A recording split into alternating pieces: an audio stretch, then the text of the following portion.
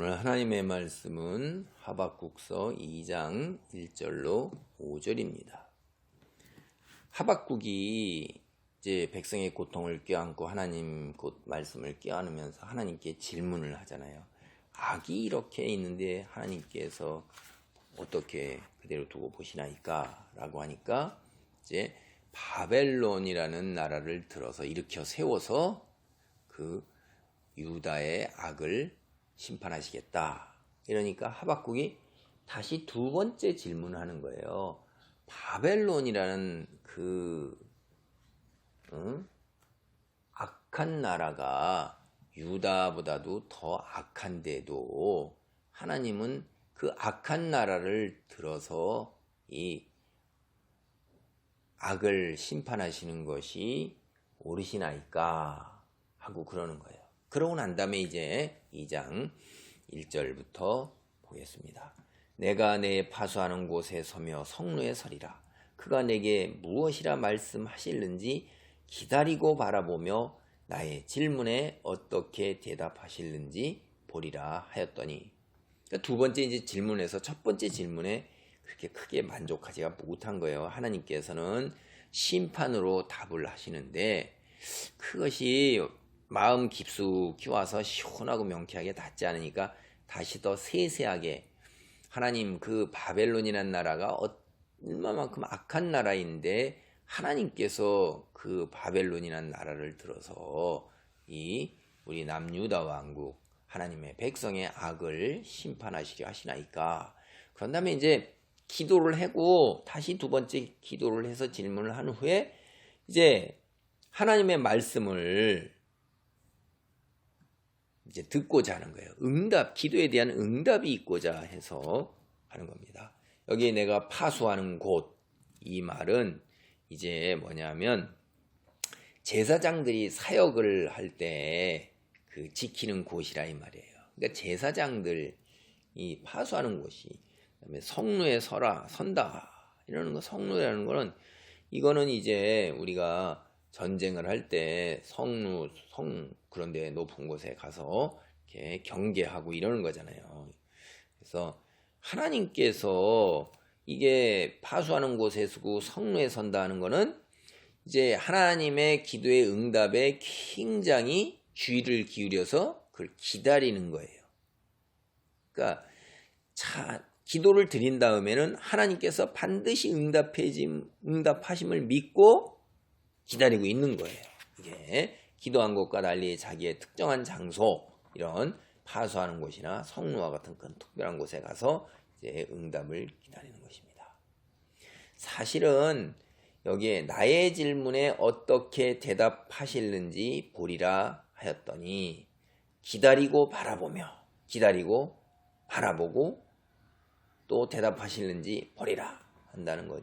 이게 이제 하나님께서 이렇게 주께서 어떻게 대답하실는지 이런 거잖아요. 근데 이제 또 이 구약 성경에 우리에게 전해오는 걸 이제 문자적으로 이렇게 다 이렇게 사실을 보면 자신이 하나님께 그런 질문을 기도로 드렸잖아요.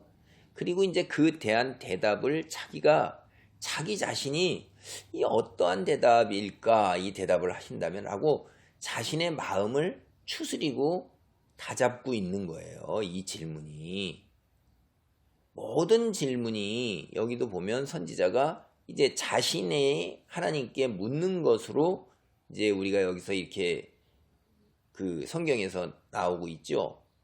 그런데 여기에다가 이제 내가 어떻게 대답하여야 할지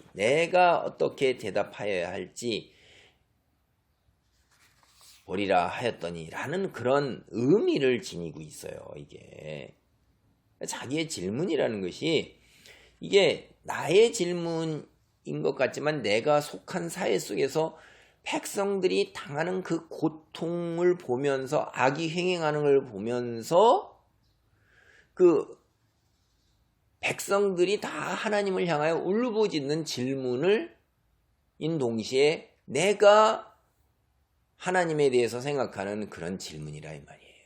그러니까 나 개인의 질문이 아니라 민족 전체, 그 억압받고 착취당하는 백성 전체의 질문이라 이 말이에요. 그래서 하나님께 내가 이게 어떠한 대답을 하나님께서 하실까? 하나님께서 어떠한 대답을 하실까?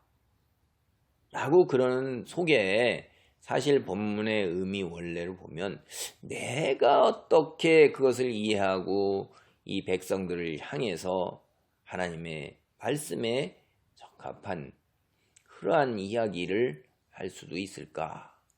이런 뜻도 같이 포함되어 있는 거예요.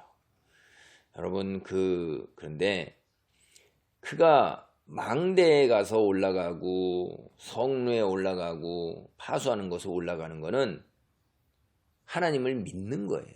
하나님이 반드시 응답하리라는 것을 믿기 때문에 거기에 가서 어떻게 하는 거예요? 하나님의 말씀을 듣고자 하는 거예요.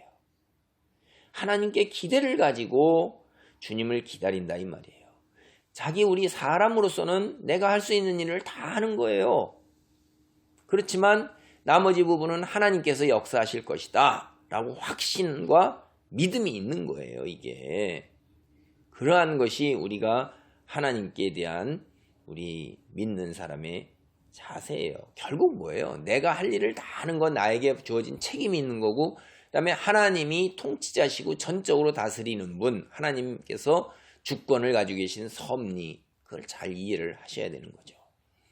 이제 첫 번째 질문 드렸을 때하고 두 번째 질문 드렸을 때는 이제 시간이 좀 흘러 있어요. 여기를 보면 배경에 보면 처음에 이제 첫 질문을 할 때는 바벨론인을 들어서 심판을 하시겠다. 이때는 일으켜 세운다 하는 게 이제 정복자 세계의 강대국으로서 그때 당대 아시리아가 강대국이거든요. 근데 그 아시리아를 결국 마침내 무너뜨린 나라가 누구냐? 바벨론이에요.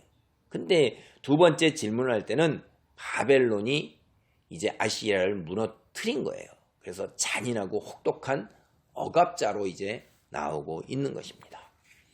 2절입니다. 여호와께서 내게 대답하여 이르시되 너는 이 묵시를 기록하여 판에 명백히 새기되 달려가면서도 읽을 수 있게 하라. 여기 판이라는 것은 모세가 하나님께 받았던 십계명 판 있죠. 그거하고 똑같은 이야기예요. 그래서 누구든지 다 알 수 있게 하고 그 기쁜 소식 이게 뭐예요? 하나님께서 우리를 구원하시겠다. 이 악행으로부터 악한 자를 심판하시겠다 하는 그 놀랍고도 기쁜 소식을 모든 사람들이 전하러 빨리 달려가서 그렇게 전할 수 있게 그렇게 하는 거예요. 누구나 다 알 수 있게 그렇게 하라 이 말이에요. 3절입니다. 이 묵시는 정한 때가 있나니 그 종말이 속히 이르겠고 결코 거짓되지 아니하리라. 비록 더딜지라도 기다리라. 지체되지 않고 반드시 응하리라. 그러니까 하나님의 심판, 이제 유다에 대한 심판 이루어지고 그 다음에 두 번째 어떻게 악으로 더 큰 악으로 악을 심판하시나니까 하나님께서 또 뭐라고 그러시냐면 바벨론에 대한 심판 있다는 거예요. 바벨론을 멸망시키겠다는 거예요. 두 번째 대답도 심판으로 다시 이야기하시는 거예요. 그런데 그것이 정한 때가 있는 거예요. 그러나 반드시 응한다 이 말이에요. 바벨론이 어떠한 나라예요? 바벨론이 4절입니다. 보라 그의 마음은 교만하며 그 속에서 정직하지 못하나. 바벨론이란 나라는 교만하고 정직하지 못해요. 하나님을 믿지 않는 게 교만이에요. 자기 자신 바벨론은 무력을 자기의 힘을 신으로 믿고 있어요. 그리고 정직하지 못합니다. 다 거짓이에요. 그들과 맺은 언약, 국제적인 조약 다 깨트립니다. 5절입니다. 그는 술을 즐기며 거짓되고 교만하여 가만히 있지 아니하고. 술을 즐긴다는 건 뭐예요? 자신의 세상에서의 쾌락을 추구하는 거예요. 사실 세상 사람들은 인생이 전부이기 때문에 이 땅에서 부를 쌓아서 그걸 가지고 하나님이 어디 있느냐?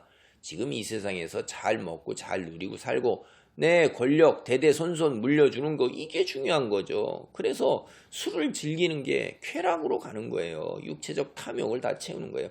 그리고 하나님 믿지 아니하고 자기가 하나님의 위치에 올라서서 자기의 힘으로 5절 후반절입니다. 스올처럼 자기의 욕심을 넓히며 자기 욕심을 끝없이 채우는 거예요. 또 그는 사망 같아서 족한 줄을 모르고 끝이 없어요. 99마리 있으면 한 마리 덮어 100마리 채고 영토를 넓히고 재산을 쌓는데 남을 억압하고 착취하고 무릎 꿇히고 복종해서 나에게 설설기게 만드는데 한이 없는 거예요. 이게 자기에게로 여러 나라를 모으며 여러 백성을 모으나니 어떻게 했죠? 앞에서 포로들로 잡아오는데 바다에 모래같이 잡아오는 거예요. 참, 욕심이 끝이 없다 이 말이에요. 이게 이제 바벨론의 죄악된 심판이고 그런 거예요. 그런데 여러분 2장 4절 후반절 유명한 거죠. 의인은 그의 믿음으로 말미암아 살리라. 세상 창조주가 하나님이시고 하나님이 통치자시다. 세상 눈에 보이는 것이 전부가 아니라 바벨론을 일으켜 세운 것도 하나님이시고 바벨론으로 강하게 하신 것도 하나님이시라 이 말이에요. 근데 하나님께서 반드시 심판하신다고 그러셨죠? 그러면 그걸 믿고 어떻게 해야 돼요? 기다려야 되는 거예요. 비록 더딜지라도 지체되지 않고 반드시 응하리라. 우리는 100여 년 사는 세월 속에 하나님은 어찌 그리 이리 하시나이까? 라고 그러지만은 반드시 응한단 말이에요. 이 하나님의 말씀을 믿을 때, 신실함을 믿을 때 우리는 하나님의 믿음에서 떠나지 아니하고 한 단계 더 성숙하게 되는 거예요. 신약 성경에 보면 로마서, 갈라디아서, 히브리서 세 군데에서 의인은 그의 믿음으로 말미암아 살리라라는 이 하박국 2장 4절 후반절의 말씀이 인용되어 있는 것입니다. 우리도 이미 구약도 의인은 믿음으로 말미암아 사는 것을 하는 거예요. 세상은 억울한 고통과 신음으로 가득 차 있어요. 그러나 하나님께서 의롭게 마침내 심판하신 것을 믿고 기다리는 거예요. 이거 사실 현실에서는 무지하게 어려운 거예요. 너무나도. 왜냐하면 나는 지금 당장 내게 고통이 오고 멸시가 오고 조롱이 오고 질병으로 어려움 속에서 온몸으로 겪고 견뎌내고 있는 거예요. 그런데 믿음으로 기다리는 거예요. 믿음이라는 건 뭡니까? 내가 하나님의 말씀에 이거에 대한 지적인 이유와 뜨거운 열정을 가지고 현재 내 상황이 하나님의 말씀과 전혀 내 기대와 일치하지 않더라도 주께서 반드시 그리하실 것이라는 것을 믿고서 그렇게 삶을 살아가는 거예요. 머리로만 이해하고 뜨거운 가슴만 있는 게 아니라 삶으로 그러한 것을 고통과 환난과 핍박 속에서도 견뎌내고 그 하나님의 절대적인 통치와 마지막 날의 심판을 믿고 견뎌내는 것입니다. 그것이 우리에게 주어진 소명이고 세상 사람들은 그렇게 살아가는 우리를 보고 우리의 믿음을 보고 하나님이 살아계심을 보는 거예요. 우리가 바로 하나님의 백성으로 하나님이 존재하신다는 증거인 것입니다. 의인은 믿음으로 말미암아 살리라 하는 축복과 은혜 풍성하게 누리시기를 바랍니다. 아멘.